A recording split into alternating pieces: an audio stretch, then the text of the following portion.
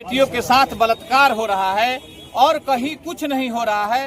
यही तक प्रशासन इनके साथ मिली हुई है। जो नीरज कमाल जहानाबाद की जो बेटी है उसके साथ जो बलात्कार हुआ वो तो डीजीपी साहब ने साफ स्पष्ट कर दिया है कि उनके साथ कुछ नहीं हुआ। ये किसके दबाव में डीजीपी साहब इतना झूठ बोल रहे हैं? डीजीपी साहब का झूठ बोलना स्पष्ट जाहिर है कि ऊपर से कहीं न कहीं मंत्री मुख्यमंत्री का प्रेशर है, इसलिए डीजीपी साहब ने साफ स्पष्ट झूठ बोला है।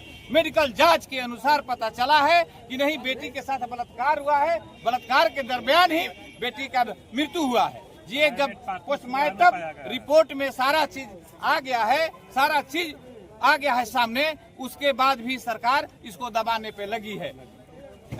बेटी के जो माता है उस पर, उसके जो परिवार के लोग हैं उस पर दबाव एक अलग से बनाया जा रहा है कि जो खर्चा है आप ले लो और बयान दे दो कि हमारी बेटी ऐसे ही दवा खा के मर गई या सुसाइड कर गई।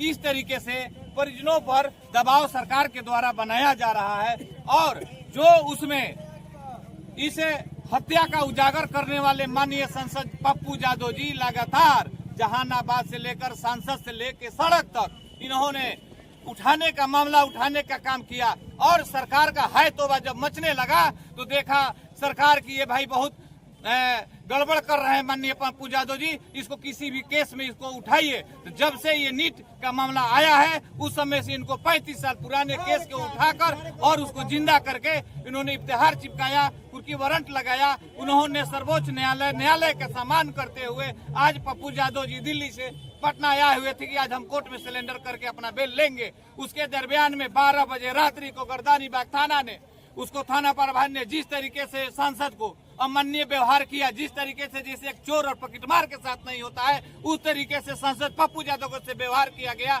और 12 बजे रात में उठाकर उनको लेकर चली गई। ये कतई बिहार के हम लोग के स्टूडेंट छात्र जो हैं, कांग्रेस के लोग, हम लोग ये बर्दाश्त नहीं करेंगे। यहाँ पर जितने भी नीट में छात्रा जो है उन्हों को भी पूरा उनके साथ रहने वाले जो महिला है, लड़की है, रहने वाली भी बयान दी है कि रात के हॉस्टल से ये महिलाओं को बुलाकर ले जाता है। लग्जरी गाड़ियां आती हैं, बड़े बड़े लोग आते हैं, लाल बत्ती वाले लोग आते हैं और लग्जरी गाड़ी से इनको ले जाते हैं बाहर, उनको बरगला कर दवाई खिलाकर नशे की लत। ये पटना का पूरा गर्ल्स हॉस्टल का मामला है। ये पहले से भी पप्पू यादव जी ने उठाया था मामला, उसको दबा दिया गया। कोरोना काल में भी पप्पू यादव ने जो मामला उठाया उनको 1 महीना जेल रहना पड़ा। तो जो सच्चाई के मुद्दे पर लड़ने वाले व्यक्ति हैं, बिहार के लड़ने वाले व्यक्ति हैं, उनको सरकार के द्वारा जिस तरीके से प्रस्थापित किया जा रहा है ये कतई बिहार के लोग बर्दाश्त नहीं करेंगे। ये तो समझ लीजिए कि झांकी है, बाकी अभी सब बाकी है, हम लोग करेंगे। क्या मामला? जिस तरह से कल रात को 12 बजे बिहार के निर्दलीय पूर्णिया के सांसद पप्पू यादव को गिरफ्तार किया गया, लग रहा था कोई बड़ा क्रिमिनल को गिरफ्तार करने पूरे पटना की पुलिस महकमा पहुंची हुई।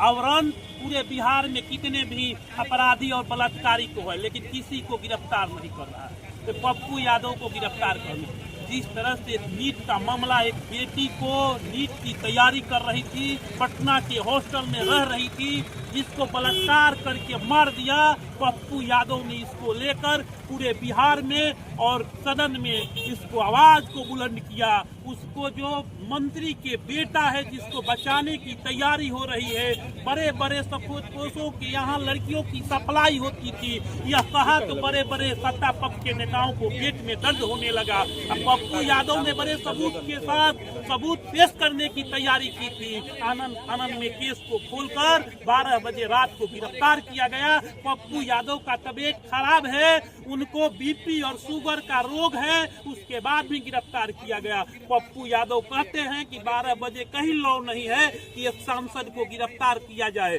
लेकिन आनंद में पूरे पटना की पुलिस ने, लग रहा है कि टोप लेकर पप्पू यादव खड़ा है, पूरा पुलिस लग रहा था कि छावनी में तब्दील है। इसको लेकर हम लोगों ने, जो पप्पू यादव के समर्थक हैं, पप्पू यादव के चाहने वाले लोग हैं, सरकार के खिलाफ पुतला दहन किए हैं कि जल्द से जल्द पप्पू यादव को रिहाई करो, नहीं तो पूरे बिहार को चक्का जाम किया। उनकी तो तबीयत भी बिगड़ गई थी, तबीयत कैसा है अभी? पप्पू यादव का तबीयत खराब है, अभी आईजीएमएस से रेफर करके पीएमसीएच भेजा गया है। पप्पू यादव बोलने के हवास में नहीं है। पप्पू यादव डिस्टर्बेंस में है कि हम क्या गुनाह किया, क्या मैं बेटियों के हो रहे अन्याय के खिलाफ बिहार में बोलूं या नहीं बोलूं। विपक्ष का बोलने का काम है कि विपक्ष का एक नेता नहीं बोल रहा है। आंदोलन की परिपाटी बिहार में खत्म हो चुकी है। कोई नेता आंदोलन करने की तैयारी नहीं है। छात्र नौजवानों के लिए कोई लड़ रहा नहीं रहा है।